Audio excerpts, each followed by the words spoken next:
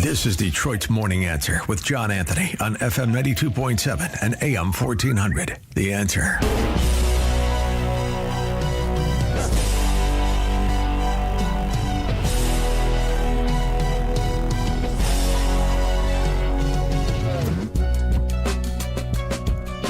Welcome back to Detroit's Morning Answer with John Anthony. If you missed that first hour, head over to theanswerdetroit.com. Download the podcast. You can listen to the show no matter where you are.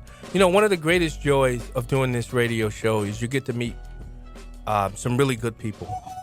And you get to meet people who want to run for office to make where they live better. You know, I always love that whenever I'm out and about, no matter what state I'm in, and I sit and I listen to people who throw their hat in the ring. And people sometimes tell me that I get a little soft on politicians or people that want to become somebody who's leading in the political field. And I say, no, I said because I don't think it's soft. I think sometimes in this polarized world in which we live, we never get to know the person that's running. And so what I try to do is humanize them, let people see who these people are. I don't care if it's a Democrat or Republican. I really don't, because I want people to know who's running to represent them. And today we're joined by someone who knows what it means to be deeply rooted in her community. Laura Perry, she isn't a career politician. She's a mom, a small business owner, and someone who's just rolled up her sleeves in Monroe to make her town stronger. From her work with local development authorities to running her business, Laura has seen firsthand the challenges and the opportunities facing Michigan families and businesses.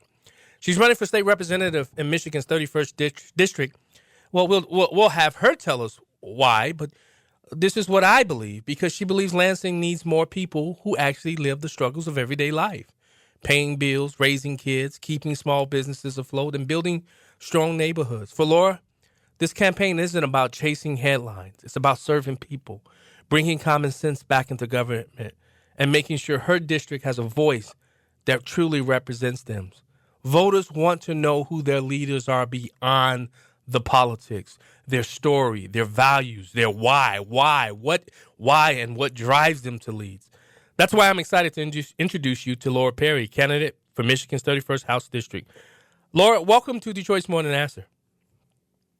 Thank you, John, for having me today. You know, I really appreciate it. No, I really do appreciate it. I got to meet you down at Jamie Thompson's fundraiser down there in Flat Rock. But Laura, for voters meeting you or hearing you for the first time, can you share a little bit about your story and what shaped who you are today? Yeah, absolutely. So just a brief background. I triple majored in undergrad at Upper Iowa University, where I went to school on a Division II soccer scholarship. I majored in finance, business administration, and sociology. And then I went on to the University of Toledo, where I got my MBA. So came back and stayed here in the Midwest. After that, I spent about 8 years working as a healthcare executive in San Diego, California, expanding healthcare into rural areas with a staffing firm. And I also worked on expanding a government division for that company. So really familiar with all of the red tape that is with our healthcare for our veterans, military bases, correctional facilities. I got to experience a lot of that. Then I moved back to Michigan. Michigan, definitely where my heart was. It's where I grew up, born and raised. And when I was deciding where I wanted to, settle down, find a husband, raise a family, Michigan was where I wanted to be. And when I moved back to Michigan, I had a great opportunity to purchase a 75-year-old company. It used to be called Cook Sports. It was the premier hunting and fishing and sporting goods shop in Monroe County. So I purchased that in 2021, and we changed the name to All Heart Athletics. I love the story behind All Heart, because when you think about that employee, that business person, that athlete that's on the field, there's a lot of people that are truly talented, but I think the people that go above and beyond, they have passion. They're all heart. Yeah. So that's where we came up with the name.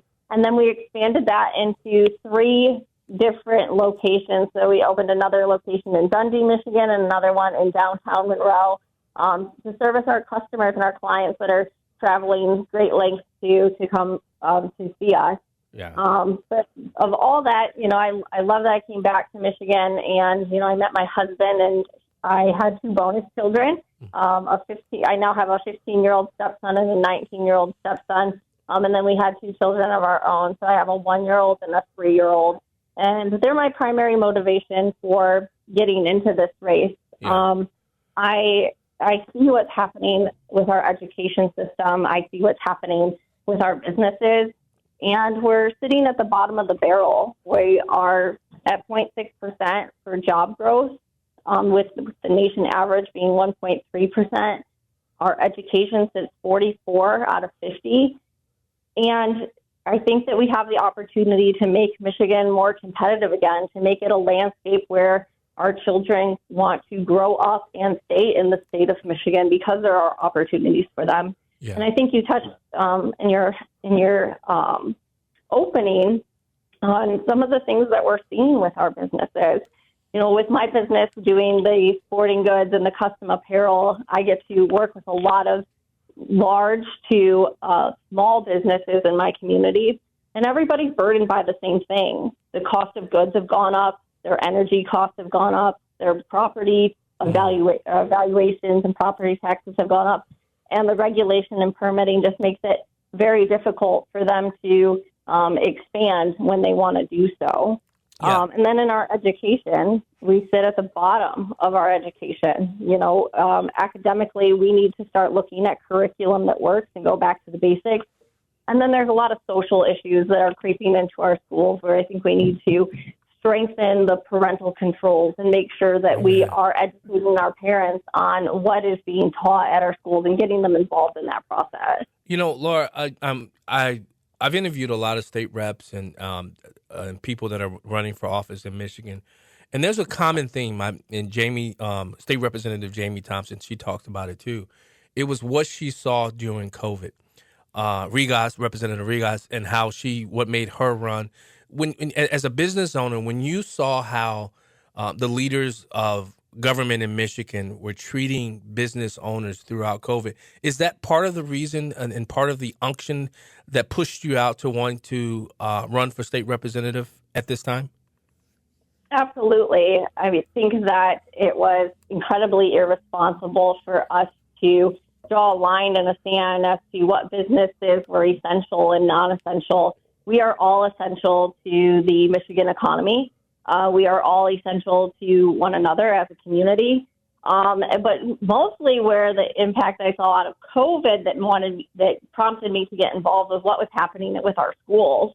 I was a varsity girls soccer coach, still am. And I remember running my girls with masks on. So surgical masks were sprinting in parking lots. I was getting in trouble as a coach because they were taking their masks down to breathe.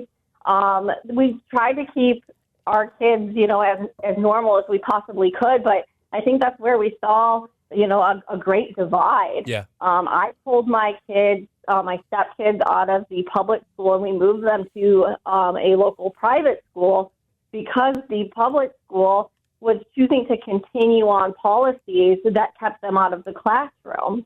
They were working, they were doing their schoolwork virtually.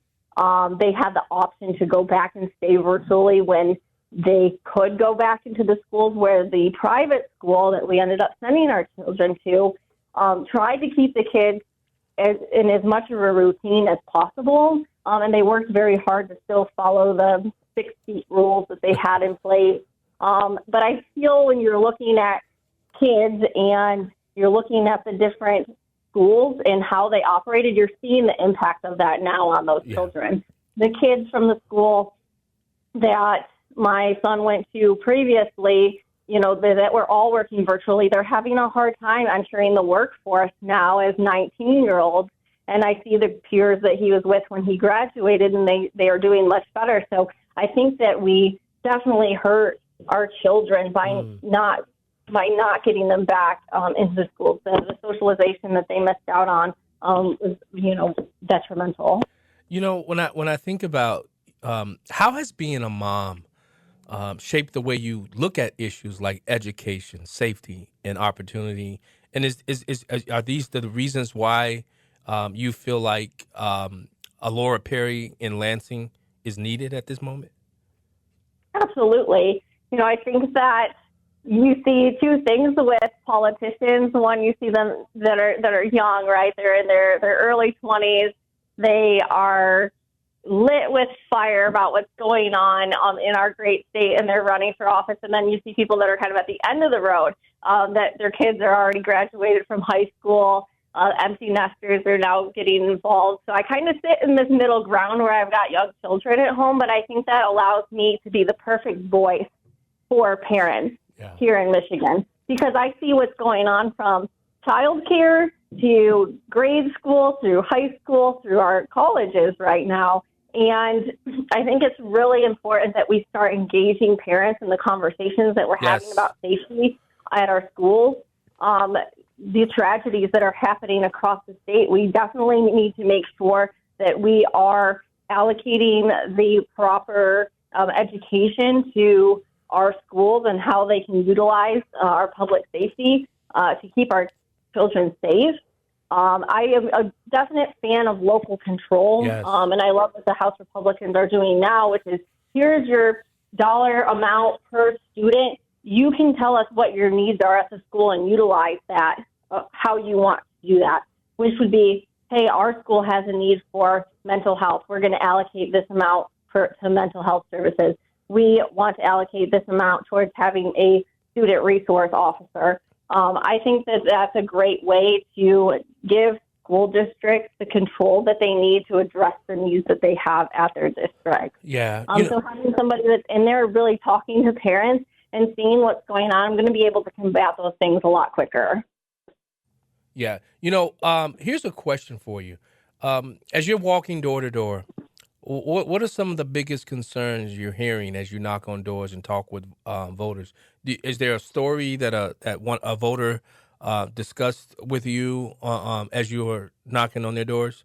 What are their concerns? Because you're going to have all of these consultants telling you what the issues are, but as you speak to the voters, what are they saying?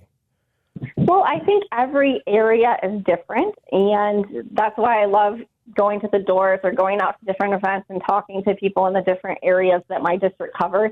My district covers 4 different counties. Wow. So when I'm in each area, there's a different need. When I was out in Milan, there's big concern about the infrastructure and the one road that they have going in and out across a train track. So they were really concerned about the infrastructure there, and when they had to close it down for some maintenance, it was difficult for emergency services to get through. So there, they definitely have a critical infrastructure issue. When I'm up in Belleville, they're really concerned about the expansion of a toxic waste facility that's there and how we're going to prevent toxic waste from coming into Michigan. So that's been a big concern up in Belleville. In Michigan, in Monroe, I've got some concerns going on with our schools with some of the ideologies that we're seeing taught and some of the things that are being offered to our kids without parental consent. So everywhere I go, it's a little bit of a different issue, but I would say a broad issue that I see at almost every door is the burden of the increase in prices from your grocery store to increased property taxes. People are feeling the weight of this, and we need to come up with solutions to create opportunities for people to grow in their careers, but also to bring those prices down and have somebody that's willing, I would say, players in the lobbying spaces that are focusing on the rate cases and focusing on things that are going to just benefit the corporations, but not necessarily the families here in Michigan. Yeah, Laura Perry, running for the 31st District in Michigan. What do you think Lansing is missing right now that you want to bring to the table? Why should the voters of the 31st District send you instead of your opponent? What is it about Laura Perry, the skill set, what you want to do, some of your first priorities? Why should they send you to Lansing to represent them? Yeah, I think I have a real unique ability to get people in the room and create opportunities to get things done. I understand that we have a great divide happening right now in our state. That's why our budget hasn't been passed. I'm not afraid to get in the room with somebody that does not agree with me on issues and see what we can do to move the needle forward. I think that that's what I bring to the table for this community, and an ability to get things done. I'm never going to be an expert on a toxic waste facility, but I'll be able to get all the right experts into the room, as I've done with my businesses working in healthcare, and be able to grow and make something happen for our community. Oh, I love it. If somebody wants to come and get involved in your campaign, if they want to, how can someone support your campaign? Where can people find you? Do you have a website, any social media platforms? Yes, I have a website, and it is votelauraperry.com. Yeah. Okay. I lied about the final question because I want to give you an opportunity to speak directly to the voters of the 31st District. I want to give you this opportunity. I'll give you about a minute and a half to talk directly to the voters of the Michigan's 31st District as to why they should elect to send Laura Perry to represent them in Michigan in this upcoming election. Absolutely. So as a mother, as a business owner, as a coach, and a community leader that sits on, different municipality boards in our community, I have the distinct pleasure of working with people with all different backgrounds, and I get to hear what their unique pain points are. And I want to hear from people. I want to know what's going on in your community, whether it's increased prices, whether it's something that's going on in your schools, whether it's something that's going on with your business. If there's a way that I can be helpful for you, I want to be able to listen to you. I want to be able to hear what's going on, come up with ways that we can find solutions, and that might not necessarily be in Lansing. What I'm finding out with such a split district is that we have one county that might be doing something very well and another that's not. We need to be putting two and two together, putting conversations together with these local supervisors or maybe it's community mental health directors, and coming up with best practices that are going to help our community move forward. And I just want to be a resource, and I'll always be here to listen and then put those best decisions and resources together so that we can make policy changes in Lansing that makes best sense for everybody. Well, Laura Perry, running for state representative in Michigan's 31st District, I want to thank you. Just know that anytime you want to come on and talk about your campaign, anything breaks, any breaking news, or you're more than welcome. You have an open door policy to come here and talk directly to the voters of the 31st District. I appreciate that. Thanks, John. You have a wonderful day. All right, that's Laura Perry, guys. Go out there and follow her. Michigan needs, they have to maintain their house, and if they can win seats where they're looking, and Laura Perry, I actually got a chance to talk to her. She's another one of those state representative Jamie Thompsons, Ann Bolins of the world who want to work for the people. And that is so important when you're looking to elect somebody. Jim, welcome to Detroit's Morning Answer. Well, I thought that was a very important message about the whole thing with the face diapers and masks and stuff. Yeah. Because during the time, it was just awful. It was. And I think once in a while on social media, we should keep on sending those pictures so people don't forget. Yeah, I agree. What's up, my brother? Well, not much. I just heard her message. I thought that was very good. When my daughter was in kindergarten, we kept her home 5 years ago. And then first grade, she was supposed to be in school with a face diaper on. And I found a lady in Elgin who was a school teacher. She pulled her kids out of school, too, for the same reason. Yeah, it happened a lot. She spent her first grade in homeschooling with this family in Elgin. Yeah. And that's how, I pulled my kids from public school as well, and it was one of the best decisions I made, Jim. So, yeah, there was absolutely no medical reasons for this whatsoever. So true. Pure tyranny. So true. Thanks, Jim, for calling. Appreciate it. Detroit's Morning Answer. We'll be right back.